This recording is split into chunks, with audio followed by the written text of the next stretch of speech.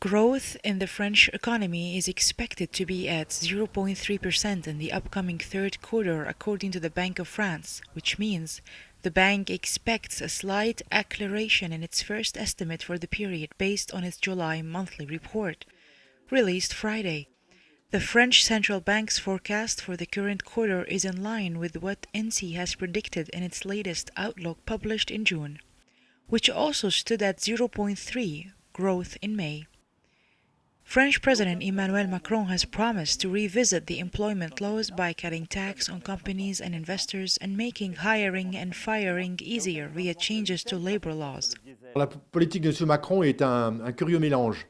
C'est une politique très libérale sur le plan économique, mais libéralisme veut dire pour lui, en particulier, par exemple, la liberté de licencier de la part des entreprises, licencier facilement, ce qu'il a fait, qu'il a organisé dans le cas de la réforme du Code du travail.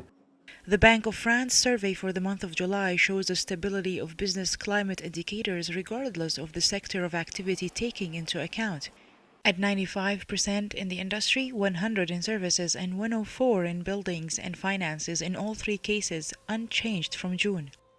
In May 2019, the number of failures over the one-year increase by 2.6% amounted to 54,000, which means an increase of 2.6%. We have had, if we include the banker bailouts going back to 2008, 2009 in Europe, we've had several $1 trillion of state money going to banks, going to the 1%, going to the rich, going to not really corporations, but a small part of it going to corporations. So the reason for the recent decline in the euro is because they know that quantitative easing cannot go on forever, because literally they are running out of bonds to buy. In the previous 3 months, the number of business failures has decreased, but in certain type of business sectors like transportations, consulting, and business services, the failures changed.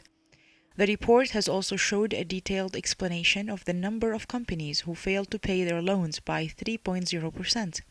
On another note, the unemployment rate reached a level of 8% in June 2019. Where the public deficit reached minus 3.3% for France in 2019.